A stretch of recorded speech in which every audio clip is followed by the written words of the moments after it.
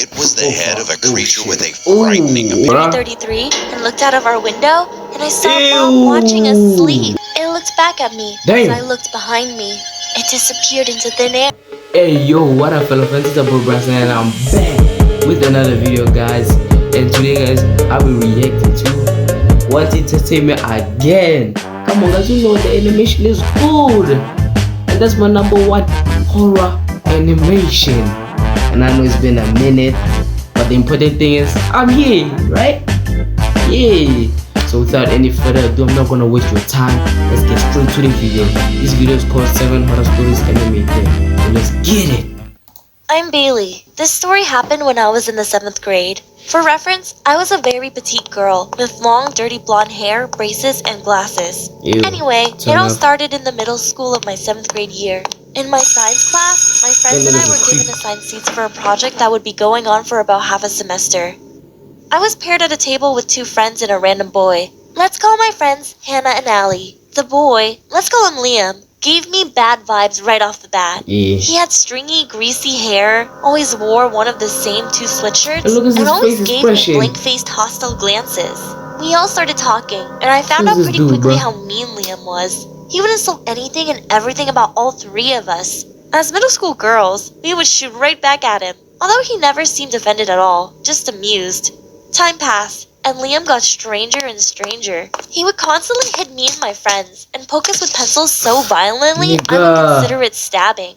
For some reason, we never thought of it as weird, seeing as everyone at my school was very physically aggressive, including us because we would constantly hit each other playfully. But he always seemed to target me the most. I sat next to him in my social studies class too, and he would always call us best friends, with a big grin on his face, and always rubbed me the wrong way. Hannah and Allie would always laugh about his craziness, but Liam actually terrified me. It went downhill even more when he wrote "Kill Bailey in School" in a black notebook. Both Hannah and Allie saw it, and it became a big joke that he put me on a 1-person hit list.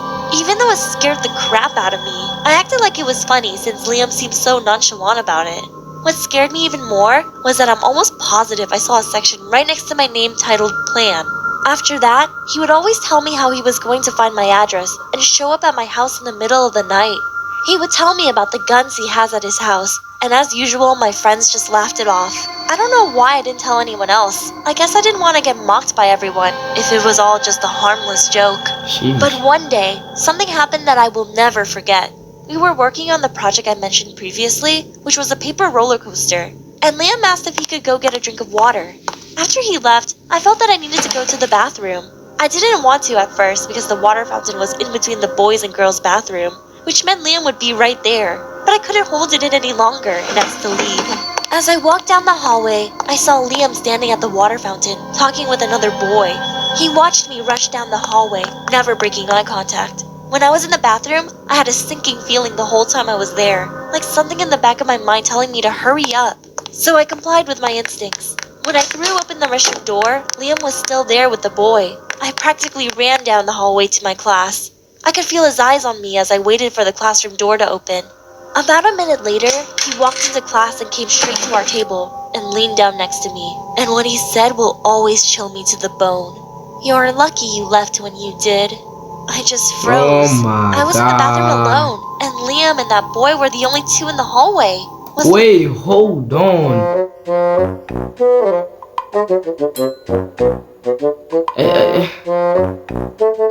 So, hold on, wait.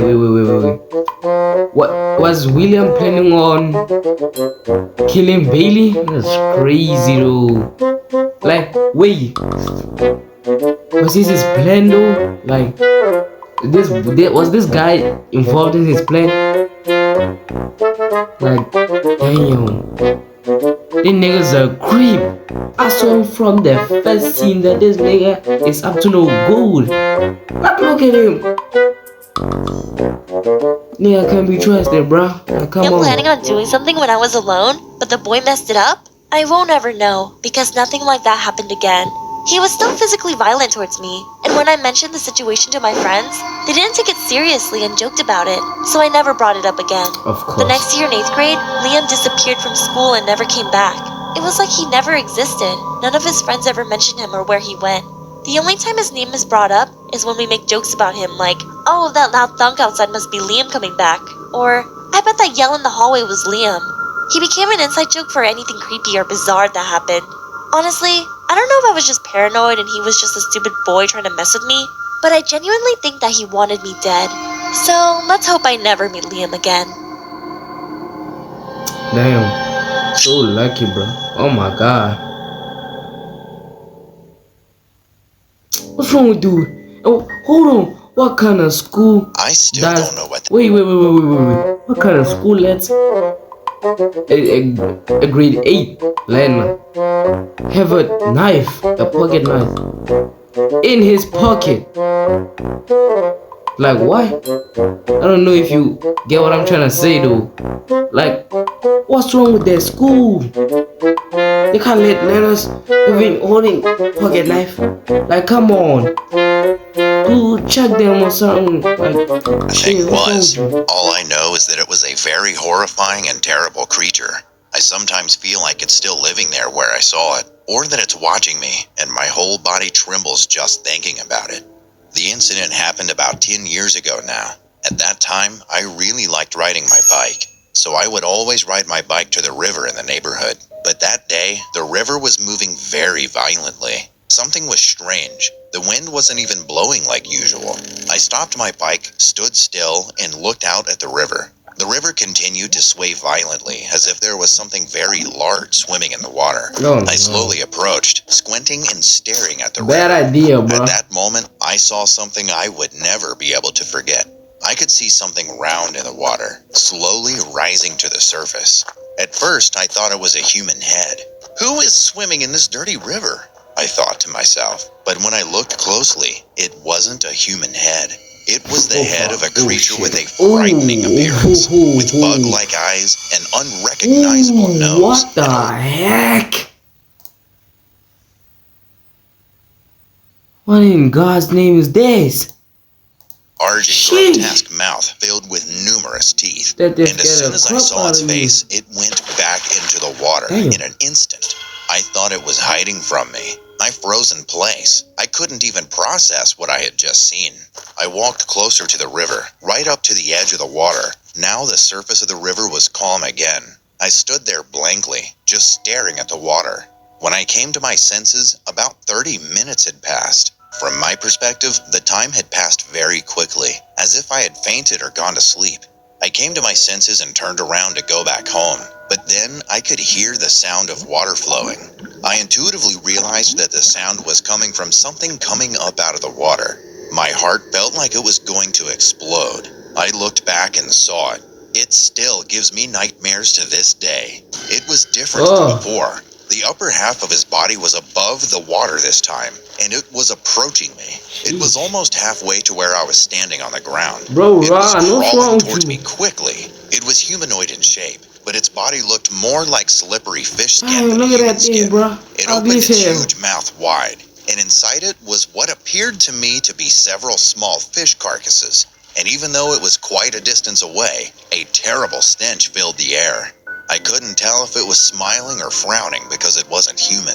Its fingers were very long and hook-like. As it approached me, it swung its hands at me as if it were trying to snatch me away. Overcome with fear, I screamed and started running away as fast as I could. I was running and tripped over a rock, and when I looked back, it had disappeared. I assumed by sliding back into the water.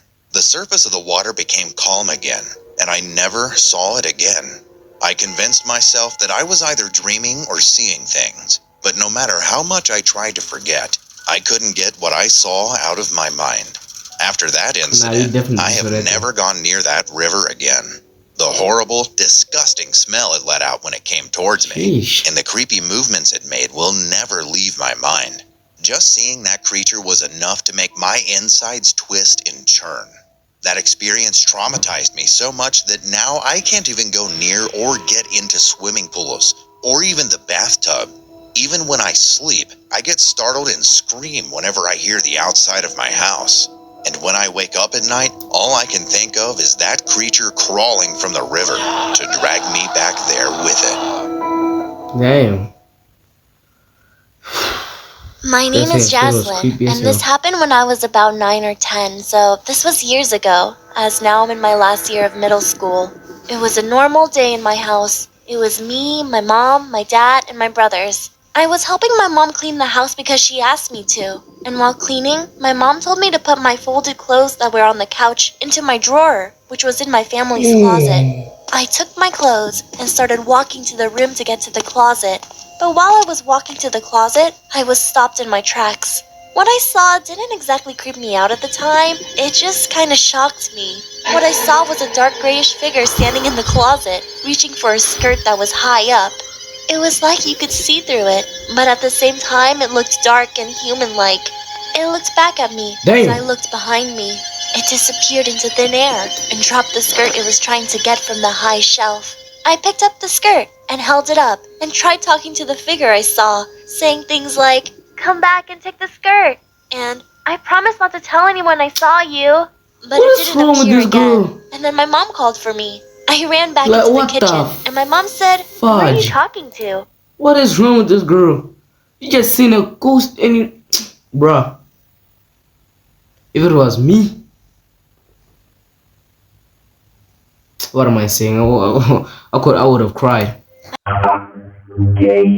I responded saying, "The ghost." My mom looked like she didn't believe me until I told her the whole story, and she looked uneasy for a second. Fast forward to 6th grade, when I brought up the ghost to my mom again. This time, she said, "Don't talk about ghosts. I'm really scared of them." She then told me she was scared of ghosts because where she is from, people like to do black magic on other people, and that you could even feel the spirits that died on the island. I asked her, "What if it's Grandma?" But she then said, "It can't be Grandma. I told Grandma if she passed to never come to me because she knows I'm scared of ghosts." But if it wasn't my grandma, then who was the ghost I saw? Hi, my name is Sabrina, and this story occurred when I was only 9 years old.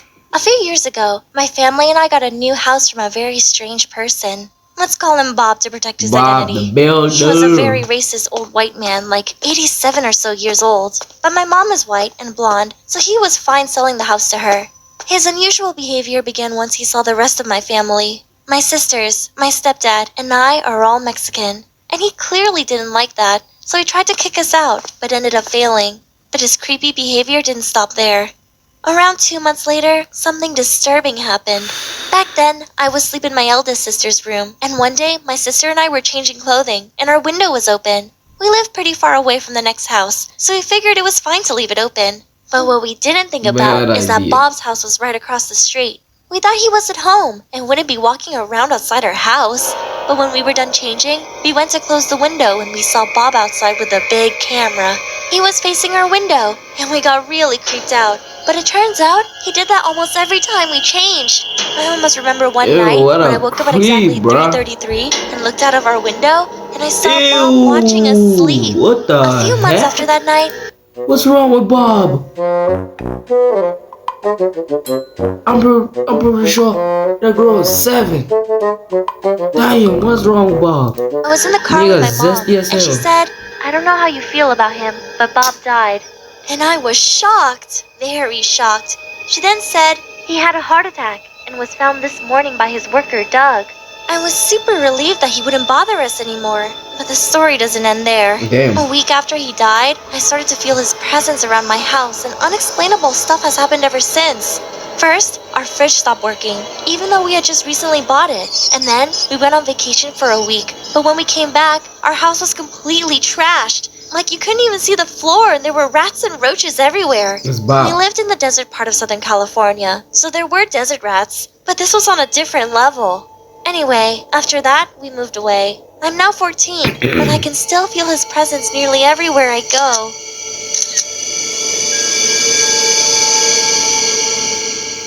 It's always Bob's, bro.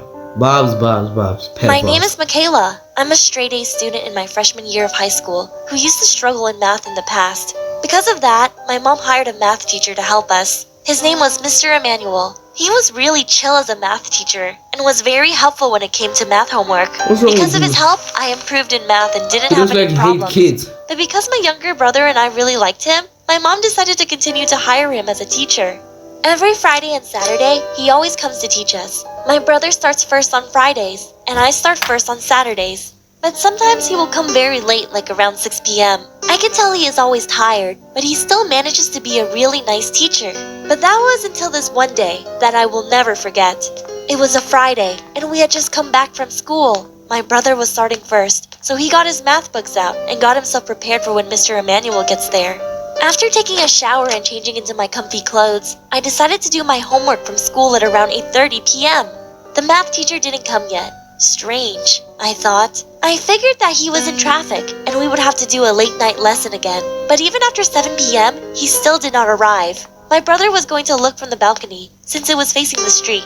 Our security lights were on, so my brother could see clearly. But what my brother saw apparently shocked him. I was confused about why my brother looked so pale until I walked over and he pointed at the house gate. My heart froze. It was my math teacher. He was covered in blood. Damn. There were bruises all over his body. His neck was twisted and blood was coming from his eyes. His whole body looked burnt and he was staring right at us. At first, we didn't know what to do until he just started waving at us with a large smile. His smile reached from ear to ear. I screamed so loudly that my whole neighborhood heard it. Hearing me, my mom rushed to the balcony, wondering what was going on. I pointed to where my math teacher was, but when I did, he disappeared. My mom just thought we were imagining things. They got him. They got him sleeping, bro. We didn't have math lessons that day, but the very next day, my mom got a call from the administrator for my math teacher, who used to work for my mom. We learned that he had died in a brutal car accident. Even weeks later, I still saw him at school anytime I was in math class. I will never forget Mr. Emmanuel. Hey, what the? What's no, bro? Hello, this is an event that happened to me about 2 years ago while at home. I was in my room watching slime videos because they were on trend back then. But anyway, my walls were very thin because I lived in an old house. It was a 2-story brick house and my room was upstairs. I was just in my room watching YouTube videos when I heard a kid screaming violently. I thought nothing of it at first, even though it was 9 p.m. when usually no kid would be playing. A few moments later, the scream seemed to become muffled like someone was covering the kid's mouth. I became curious, so I went downstairs and opened the door, and what I saw scars me to this day. I saw a man wearing a ski mask and black clothes throw a child into his car. Before I could process what happened, the man got in the car and drove away. I called the police, but I don't know what happened after that. I haven't been able to tell anyone to this day, and I hope that boy is alive and okay somewhere. You know he's not. We all know he's not. My name is Noor, and this incident happened to me when I was around 10 years old. My parents used to love going to fancy gatherings and buffets, especially with their friends, which we'll call John and Emma for the sake of the story. They had 2 kids named Sam and Nina. They were around my age, and we used to play together all the time when I went to those gatherings. Our favorite game was hide and seek, especially the type where the seeker would count in an elevator or in the staircase to give the game a spooky vibe. I was often allotted the role of seeker, which was my least favorite part to play. Anyways, that evening, I was allotted as the seeker as usual, and this time, I decided to count in an elevator. It was a hotel elevator, and despite the hotel being so fancy and beautiful, for some reason, they didn't have a 16th floor in the building. I noticed that as soon as I entered the elevator. I ignored that fact, being the dumb kid I was, and started counting with my face hidden in my hands and with the elevator's door shut. As soon as I finished counting to 100, I opened the elevator door, and to my shock, I was on a different floor, and it was a rather strange one. The elevator opened onto a hallway. It was dimly lit, long, and narrow hall. The atmosphere was eerie and cold. It was summertime, but I was literally shivering. I looked to the LED display of the floor number, and to my disbelief, it was the 16th floor.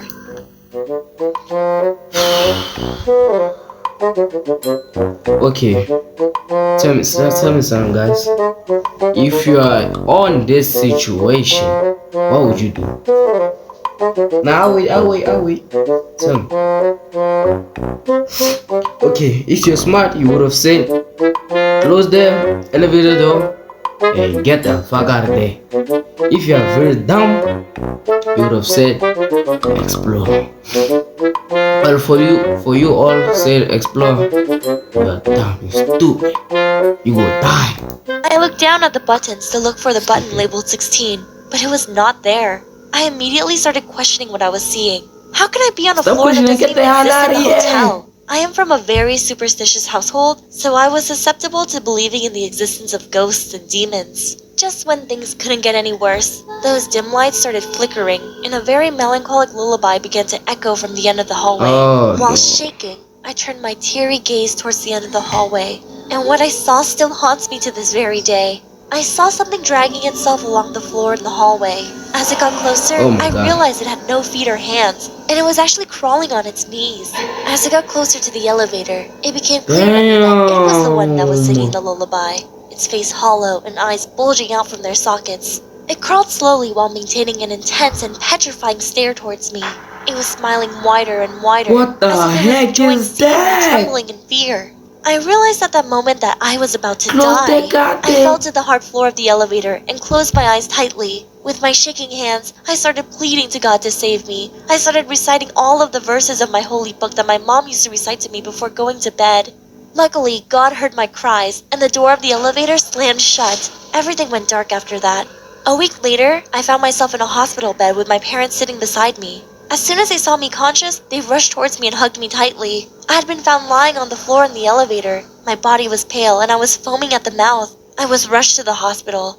For a whole week, I was unconscious and would have seizures from time to time. Fortunately, I recovered physically from that nightmare, but I am so horrified to use an elevator. Just recently, I found out about that hotel and the real reason behind the 16th floor being missing. They demolished that floor before turning that building into a hotel, as on that floor, 6 young girls had been mutilated and murdered. The killer Damn. was found and hanged 8 years after the murders. After researching it further, I found out that he used to sing a lullaby while torturing his victims, the same lullaby I heard that evening. One fact that particularly caught my attention was that the victims were the age of 10 and looked similar to me. I was devastated after knowing that. Maybe I saw that hideous creature due to my similar appearance to those girls. What I believe is that it was the monster created by the agony and the pain of those poor victims. I hope no one goes through that kind of gruesome pain ever again, and I pray those restless souls are now resting in peace. But to this day, I still wonder what would have happened to me if the creature had reached me. Would it be me haunting that floor just like those girls? Well, thank God. At least you prayed, though. If you didn't, it would have been that creature. Oh, guys, that's the end of the video. Thanks for watching, and please subscribe if you enjoyed the video. Like, turn the notification so you don't miss an upload. So yeah, guys, yeah, thank you. And I forgot to say thank you for 50 subscribers. Really appreciate it. Don't forget 100 subscribers, and I'll be boxing my brother. And let me tell you something, I'll be practicing, and I'm ready to put on them face, yo.